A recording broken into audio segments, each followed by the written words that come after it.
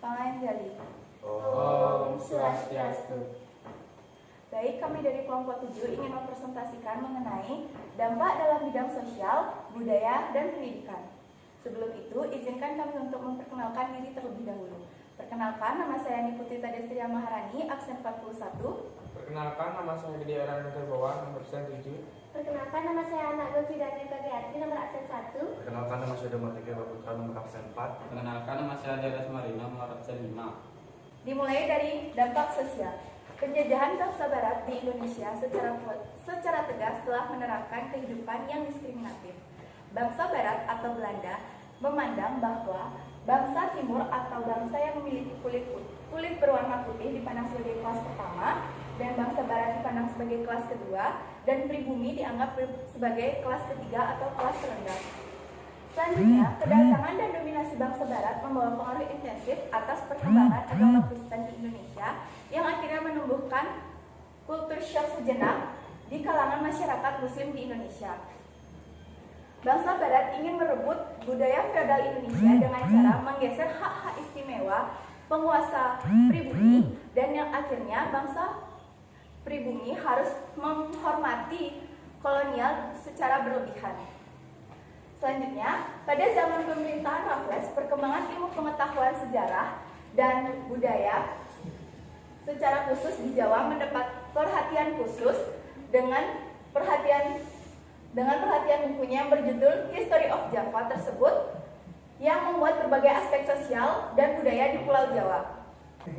Kemudian ada juga buku karya William Marsden yang berjudul History of Sumatra.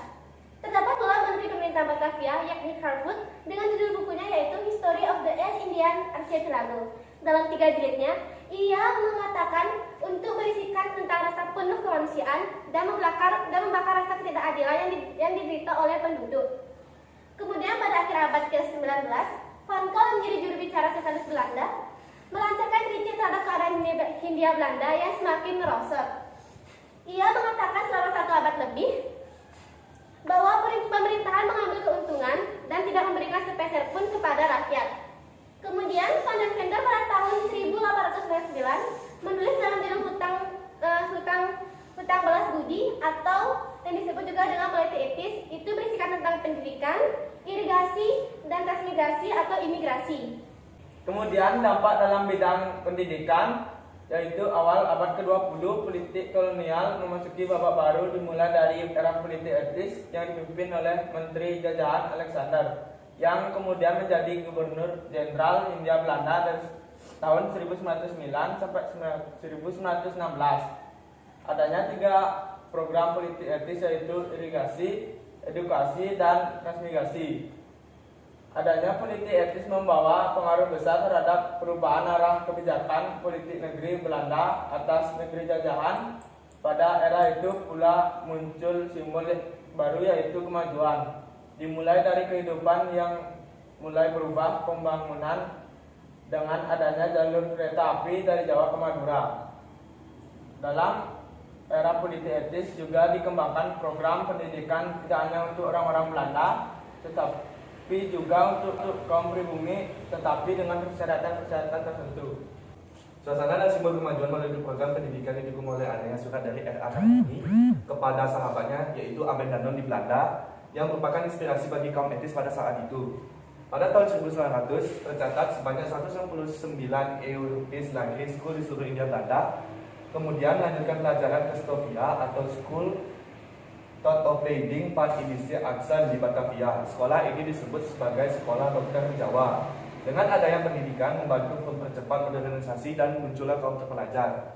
Munculnya kaum terpelajar mendorong munculnya surat kabar seperti Medan Priai yang dibuat oleh Tucukrodiskusumo dan Bintang Hindia 1902 yang dibuat oleh Abdul Rifai. Surat kabar de Ranger Bode pada tahun 1885, Daily Koran pada tahun 1884. Berkat informasi yang terus berkembang, inilah kaum terpelajar melakukan dialog dan debat sehingga pentingnya masa depan tanah kelahirannya, sehingga kesadaran pentingnya kemerdekaan terus berkembang dari waktu ke waktu. dan puncaknya adalah adanya kesadaran untuk menjadi satu tanah air, satu bangsa dan satu bahasa adalah Indonesia pada tanggal 28 Oktober 1928. Sekian presentasi dari kelompok 7, kami tutup dengan Parama Santi. Om Santi Santi Santi Om.